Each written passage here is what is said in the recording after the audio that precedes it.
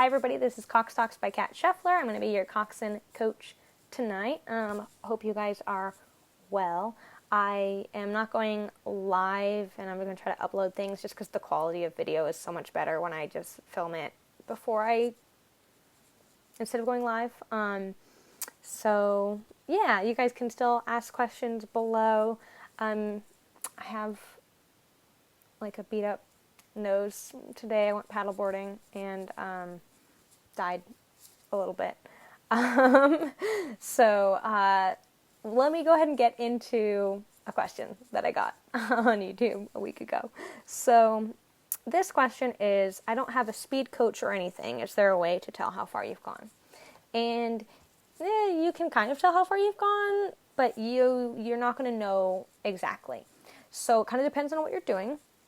If you are trying to do practice pieces on your body of water, then usually what you'll do is you will memorize points of reference on land. So that's going to be, I practice in Mission Bay, so I know that in SeaWorld Channel, it's from this one fence to this one pole, it is about 1,000 meters. The entire length is about 1,500. In the east side of the bay, if we can do a whole 2K where you start from the rocks and at this kind of concave area along shore. It's about 500 meters in, roughly, and then there's something that's about 1,000 meters, and telephone pole at like 250 to go, and then the finish. So that's how we ran the pieces. And that's how you can do it. In a race, an actual race, you can still have points of reference like that. But you're also going to have buoys. And if it's a buoyed course, I suppose, sometimes less official races won't have buoys, but you will have those points of reference. But the buoys are at least every 500 meters in a race. So you're going to have usually like a big one at the 500 meter mark, the 1,000 and the 1,500, and of course the finish.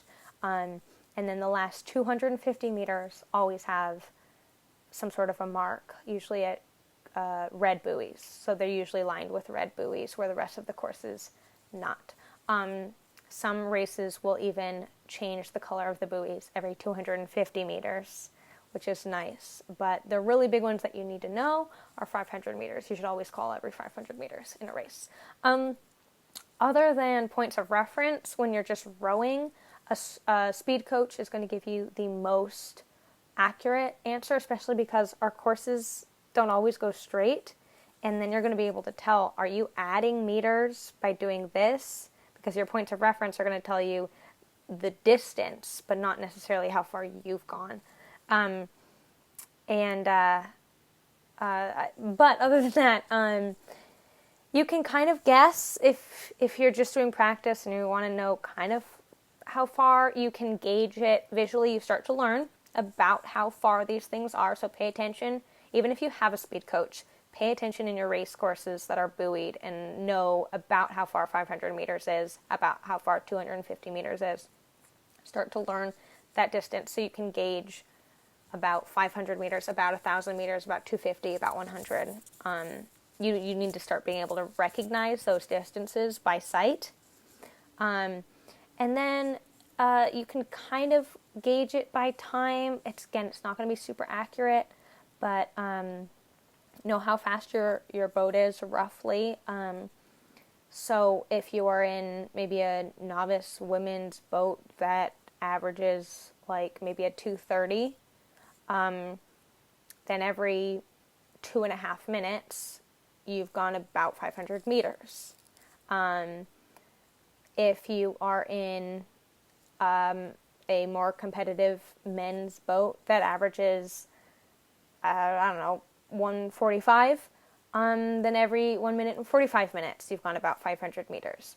That doesn't take into consideration who's pulling or the current and all of that. So you don't know exactly, but you can kind of say, oh, we're gonna row for 8 minutes, and say everyone in your boat averages about a 2-minute split. Then 8 minutes is going to be about 2,000 meters. So you can kind of gauge that. The other thing you can do is know your stroke is going to be about 10 meters a stroke. I'm thinking in an 8. It could be give or take 2 meters. It might be 8 meters a stroke if you're going faster. It might be 8 if you're slow, or 10 if you are going 12 if you're going faster. That you don't really know, but you can kind of tell that if you go 10 strokes, maybe you've gone roughly 100 meters. That's not super accurate, but it might help that if you've gone this certain number of strokes, you can kind of tell how far you've gone, a little bit. The other thing is you can look at your puddles, and your puddles are going to tell you how far you're going in a relationship just to your stroke rate, right? So between each stroke, if you are, the puddles refers to the puddle that your bow seat leaves when their blade comes out and it creates a little puddle. And as your boat flows over those puddles, especially your bow seats, pay attention to that one and look at where your, depending on the boat, 3 or 7, whoever's on that side, your stern pairs, or where in relation to that puddle. Is it landing right in the center of that puddle? Is it not making it to that puddle? Is it past the puddle? Because that's going to tell you how far you're going in that stroke, and if you're getting good distance. Lower rate, you're going to go further between strokes, and higher rate, you're not going to go as far. So at a high rate, getting puddles, is better than at a low rate, you're hoping to get way past those puddles. So I hope that helps. There's not a very specific answer. You can't do math in your head and figure out how far you've gone. Pay attention to your course. You're adding meters if you're doing this. Try not to overcorrect, and just start to memorize points in your waterway, and in a race you can go beforehand and look at things, and that'll help.